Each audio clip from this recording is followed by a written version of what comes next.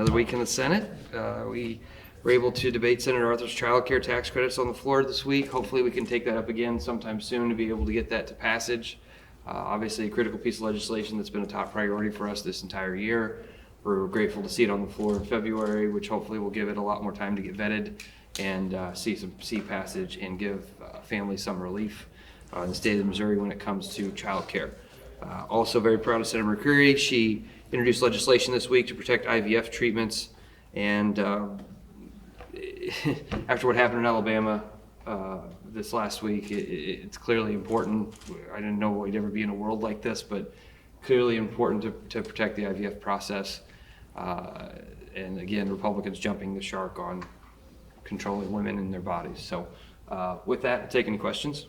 Can you speak about the Attorney General filed a lawsuit against Planned Parenthood at Great Plains, claiming they were trafficking children over state lines to get abortions without parental consent? Yeah, anybody using Project Veritas as their source is flawed. I mean, they're a bankrupt company that's committed crimes in order to perpetrate a message that doesn't exist. So I think it's more campaigning out of the Attorney General's office than anything.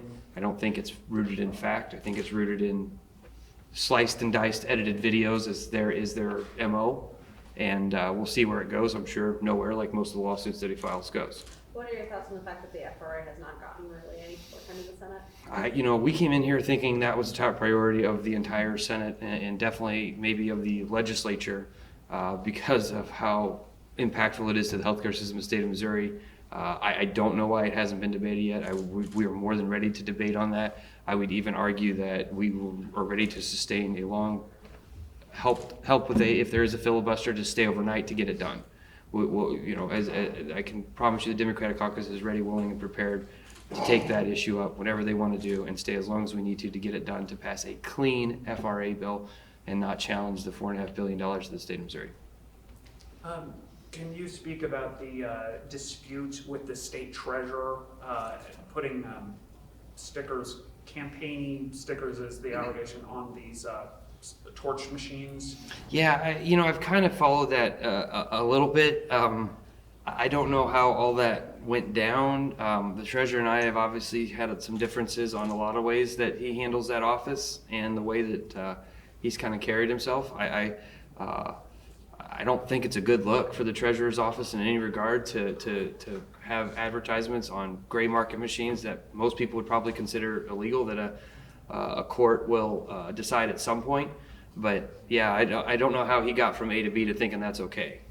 The $2.2 million appropriation for Governor Parsons' mission to the southern border could hit the Senate next week or the week after. What are your thoughts on that, and what's the Democrats' Sure, plan? I don't want to speak for everybody else because I haven't had a chance to talk to everybody, but I intend to vote for it at this point just because I think that it's important to have some sort of response to the crisis at the border that the federal government has clearly punted on. It's sad that Republicans in Washington, D.C. have decided to punt on fixing the border crisis simply because it was proposed by a Democrat or President Biden, or that Democrats were involved in the process to fix this, to have a solution.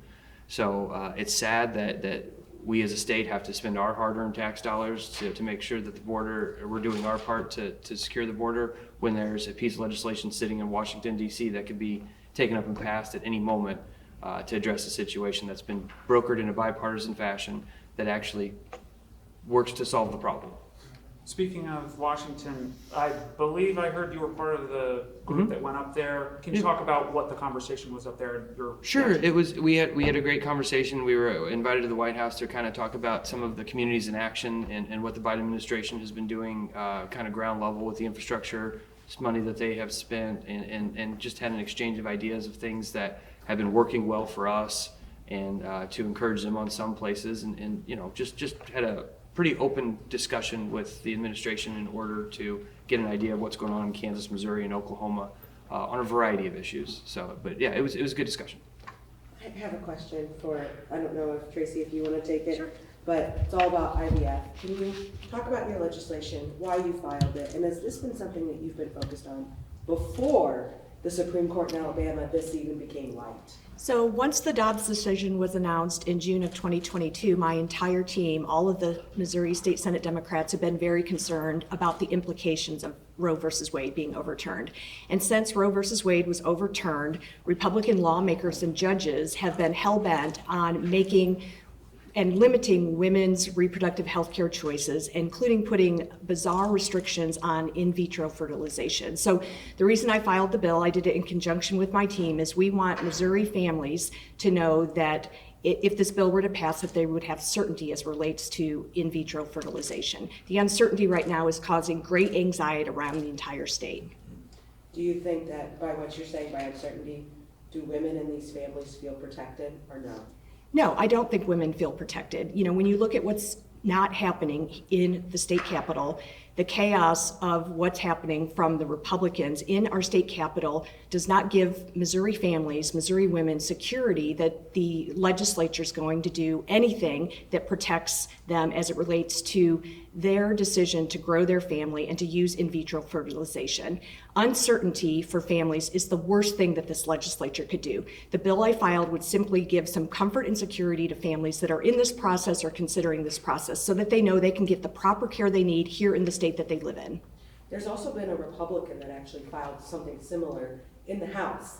What does that show, that we're seeing both sides file this type of legislation? Well, outside of the halls of the state capitol, these issues are nonpartisan. I talked to a constituent the other day who is a very, very religious conservative person, and she has used in vitro fertilization to have children. So this issue outside of the politics in this building, this is not only a nonpartisan issue, but it cuts across people of all religions, all faiths. So this is a family issue, and this uncertainty is not good for any Missourians, and it's just another reason why families are thinking twice about wanting to, move to Missouri, live here, work here. We need to put policies forward in the state of Missouri that says that we support Missouri families and we respect their ability to have access to all healthcare options, including in vitro fertilization. Okay, thank you, everyone. Thank you, guys.